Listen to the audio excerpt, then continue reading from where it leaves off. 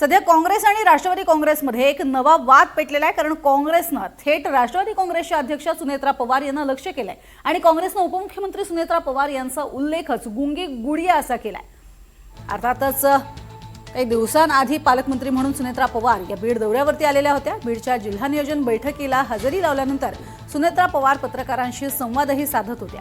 या पत्रकार परिषदेत पत्रकारांना बीडच्या कायदा सुव्यवस्थेवरनं सुनेत्रा पवार यांना प्रश्न विचारला, मात्र त्याच वेळेला धनंजय मुंडे यांनी पत्रकाराला प्रश्न विचारण्यापासून रोखलं आणि या घटनेवरूनच काँग्रेसनं सुनेत्रा पवार यांना गुंगी गुडिया असं म्हटलंय आणि लक्ष्य केलंय। तर काँग्रेसच्या या टीकेला आता अंजली दमानिया या देखील समाचार घेत आहेत आणि निषेध व्यक्त करत आहेत। तर नेमकं काय म्हटलेलं आहे अंजली दमानिया यांनी तेही पाहूयात। अंजली दमानिया म्हणतात, गुंगी गुडिया काय ही भाषा, एका पक्षाला ही भाषा शोभते का? पृथ्वीराज चव्हाण यांना ही भाषा योग्य वाटते का, असा सवालही त्यांनी उपस्थित केलाय। मी राष्ट्रवादी विरुद्ध टोकाचं लढले, पण सुनेत्रा पवारांसाठी वापरलेले हे शब्द चुकीचे। मी याच तीव्र शब्दात या सगळ्याचा निषेध करते, असंही त्यांनी आपल्या या एक्सपोस्टमध्ये म्हटलंय।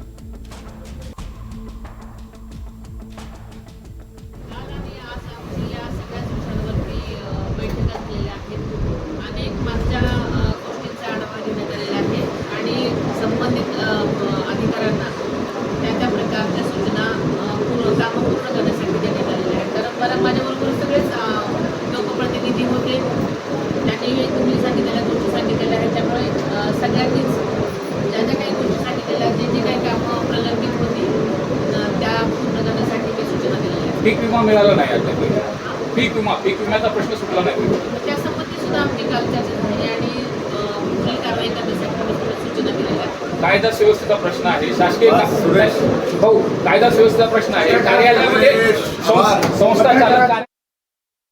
आणि या संदर्भात आपण अधिक माहिती घेणार आहोत आणि बोलणार आहोत। आमची प्रतिनिधी जुई जाधव सध्या आपल्या सोबत आहे।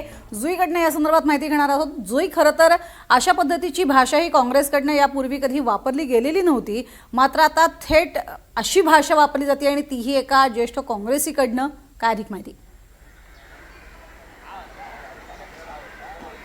आपण पाहतोय प्रज्ञा की बीड जिल्ह्याची बैठक सुरू होती आणि या बैठकीनंतर सुनेत्रा पवार जेव्हा पत्रकार परिषद घेत होत्या तेव्हा पत्रकाराने त्यांना बीड जिल्ह्याच्या कायदा आणि सुव्यवस्थेबद्दल प्रश्न विचारला असता ज्यांच्या बाजूला बसलेले धनंजय मुंडे यांनी त्या पत्रकाराला शांत करण्यासाठी इशारा देखील केला, हाताने देखील इशारा केला आणि त्यानंतर सुनेत्रा पवार यांनी थेट उठून गेल्या। त्यामुळे आता सुनेत्रा पवारांना या सगळ्या घटनेवरून काँग्रेसने खरं तर गुंगी गुड्या असा उल्लेख केला आहे आणि जे ऑफिशियल पेज आहे महाराष्ट्र काँग्रेसचं, त्या ऑफिशियल ट्विटर पेजवर देखील हे त्यांनी पोस्ट केलं आहे। मात्र यामुळे आता एका नवीन वादाला तोंड फुटण्याची शक्यता आहे, कारण का सुनेत्रा पवार जरी एका पक्षाच्या अध्यक्ष असल्या तरी देखील या राज्याच्या उपमुख्यमंत्री आहेत आणि राज्याच्या पहिल्या उपमुख्यमंत्री आहेत, महिला उपमुख्यमंत्री आहेत। त्यामुळे एखाद्या उपमुख्यमंत्र्यांसंदर्भात अशा पद्धतीचा शब्द वापरणं कितपत योग्य आहे असा सवाल उपस्थित होत आहे।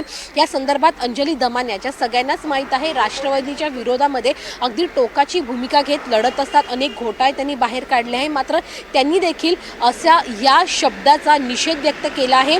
थेट पृथ्वीराज चव्हाण जे या राज्याचे माजी मुख्यमंत्री राहिले आहेत त्यांनाच त्यांनी टॅग करत हा सवाल उपस्थित केला आहे की अशा पद्धतीचा शब्द वापरणं कितपत योग्य आहे, कारण का जसा प्रज्ञात उल्लेख केलास की याआधी काँग्रेसने कधीही अशी टीका केलेली नव्हती।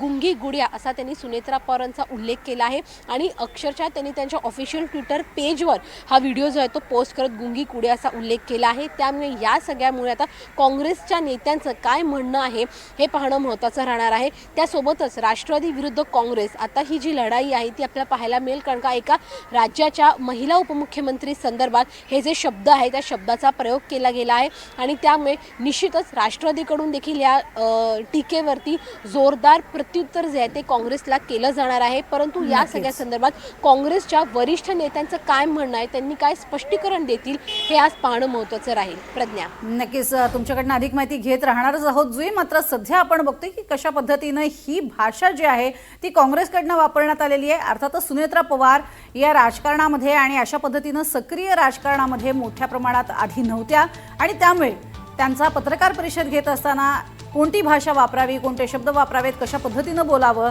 याची जी काही मानकं ठरलेली आहेत किंवा शासनाच्या वतीनं देण्यात येणारी जी उत्तरं आहेत त्या उत्तरामध्ये कोणतीही गडबड होऊ नये याची सुद्धा काळजी घ्यावी लागते. याच अनुषंगानं हा एक प्रकारचा शब्द प्रयोग करण्यात आलेला आहे. किती दिवस गुंगी गुडिया बनून राहणार असा हा सवालच एक प्रकारे काँग्रेसकडनं करण्यात आलेला आहे. अर्थात जे अजित पवार पत्रकारांना उत्तरं देत असतात, ज्या पद्धतीची त्यांची शैली होती तो इतका वर्षांचा त्यांचा अनुभवाचा भाग होता.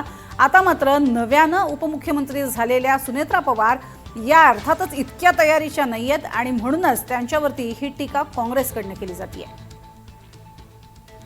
राष्ट्रवादीचे प्रवक्ते सूरज चव्हाण आपल्या सोबत आहेत. सूरजजी, जी भाषा वापरण्यात आलेली आहे काँग्रेसकडनं, खास करून अर्थातच चव्हाण यांनी वापरलेली ही जी भाषा आहे त्यावर तुमची पहिली प्रतिक्रिया?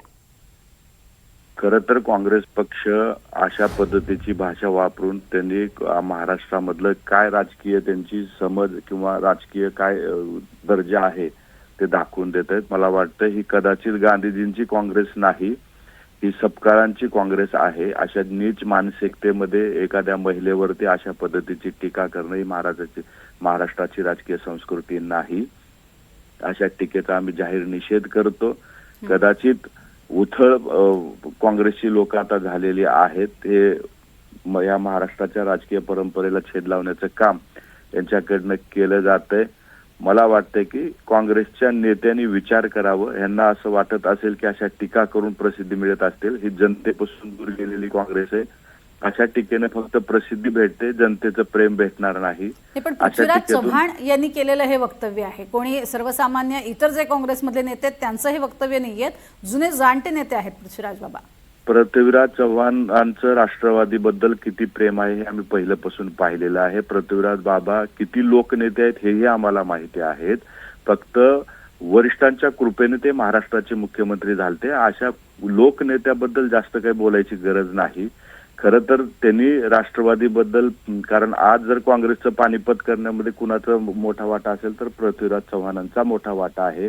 आज ज्या काँग्रेस ज्या स्थितीत आहे त्याच्यामध्ये सर्वाधिक मोठा वाटा हा पृथ्वीराज बाबांचा आहे.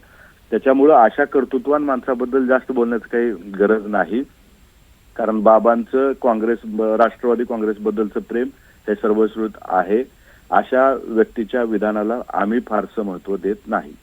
नक्कीच सगळ्यात महत्त्वाचा मुद्दा हा आहे की त्यांनी जो प्रश्न उपस्थित केलेला आहे त्यातून त्यांना हेही अपेक्षित आहे की आता सुनेत्रा पवार यांनी जी काही प्रशासकीय भाषा आहे, शासकीय भाषा आहे आणि जी उत्तरं आहेत शासकीय ती सुद्धा तितक्याच महत्त्वाच्या पद्धतीनं आणि जसे मुख्यमंत्री उपमुख्यमंत्री आतापर्यंत देत आले तशाच पद्धतीनं द्यावीत अशी त्यांची अपेक्षा असेल.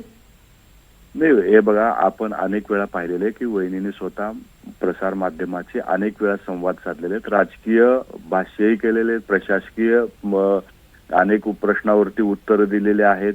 त्याच्यामुळं त्यांची काय अपेक्षा याच्यापेक्षा आम्हाला आमच्या नेतृत्वावर पूर्ण विश्वास आहे की आमचं नेतृत्व या महाराष्ट्रातल्या प्रत्येक गोष्टीला उत्तर देण्यासाठी सक्षम आहे, प्रत्येक टीकेला उत्तर देण्यासाठी सक्षम आहे. महाराष्ट्राच्या प्रत्येक परिस्थितीवर त्यांचं लक्ष आहे.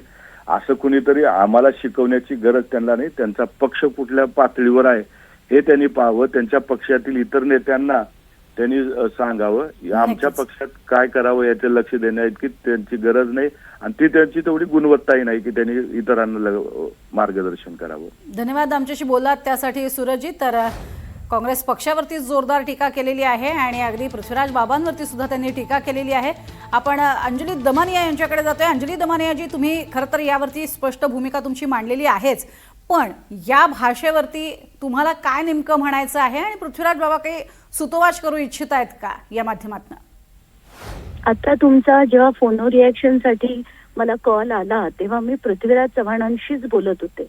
मला इतका संताप झाला ती भाषा ऐकून आणि म्हणूनच मी माझ्या ट्विटमध्ये देखील म्हटलंय की पृथ्वीराज चव्हाणांना ही भाषा पटते का?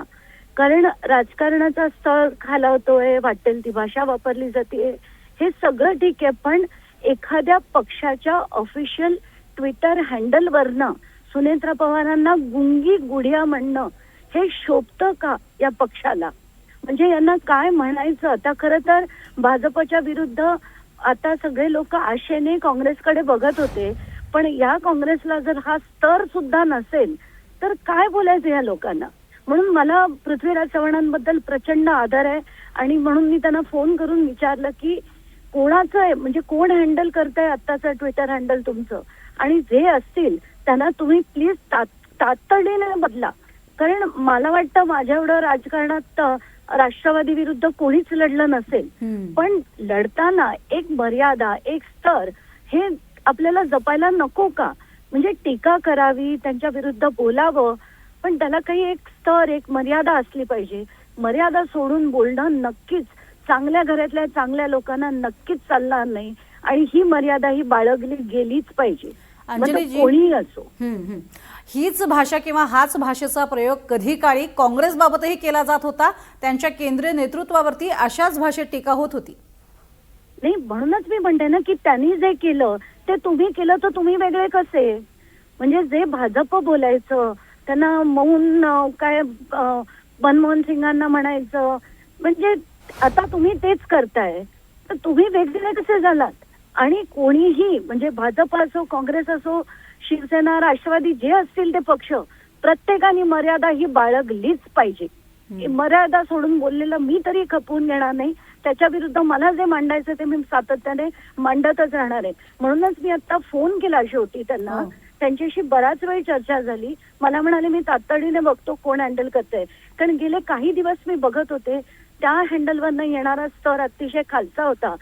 आज तर त्यांनी कहरच केलाय. म्हणजे हे वक्तव्य जे आहे ते पृथ्वीराज बाबांचं नाही असं त्यांचं म्हणणं आहे?